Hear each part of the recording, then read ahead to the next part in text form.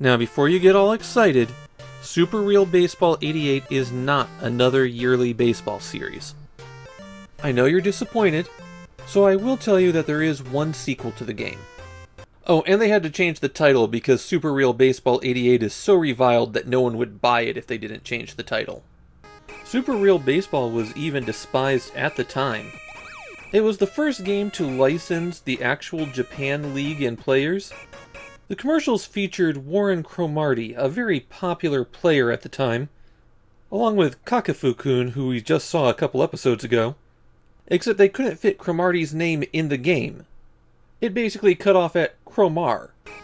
Now that might seem like a minor thing to mock the game for, but Super Real Baseball 88 does everything wrong, and that just happened to be an especially visible problem. In the game I played, I lost 1 to 23.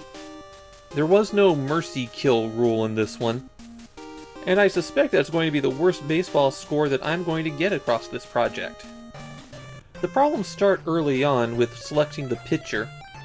None of the pitchers have stats. I mean, they might have some behind the scenes, but they mainly seem like generic faceless guys at the mound.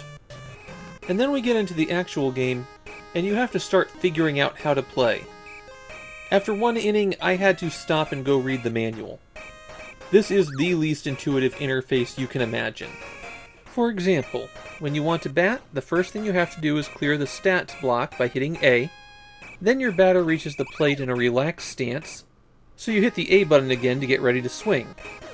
Or you hold down A to prepare to bunt. Then you can finally hit A one more time to swing at a pitch. So that's a bit annoying for offense.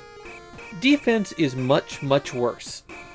When you pitch, you have to hit the A button to start the windup, and then hit A again when you want to release the ball. There's a pause in the middle of the pitch that's generally where you have to release to get the right height. Super Real Baseball uses a kind of 3D view, and so the height of the pitch matters a lot, though the perspective prevents you from telling how high a pitch is. For a long time I was throwing balls and I had no idea what was happening. Now they hit the ball, and here's where the perspective gets really bad. You see, it only takes about 1.5 seconds to 2 seconds for runners to get between bases. So doing some quick math, they're running at about 60 miles per hour. Don't worry, your fielders also move at a similar speed.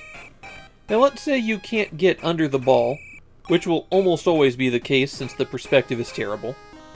You have to run over to it, hit A to pick it up, hit A to throw it again, and then hit A to catch it. If you're throwing to a baseman and they miss the ball, they may just stand on their base not doing anything, letting the runner go by. The thing about that 3-step throw is that it makes short tosses nearly impossible. Everything's already too fast in Super Real Baseball 88, and it's really hard to catch if the person's right there. That's not the end of the problems. There's also the shrill sound effects when somebody's called out, the way the pitcher just runs up to the plate when somebody's struck out, and the fact that the music is a much worse arrangement of the exact same fight song that Famista uses. Even in 1988, Super Real Baseball got some strongly negative reviews. However, it still somehow sold 600,000 copies. I've seen people say that kids in 1988 were desperate for baseball games, but I'd hope they wouldn't be this desperate.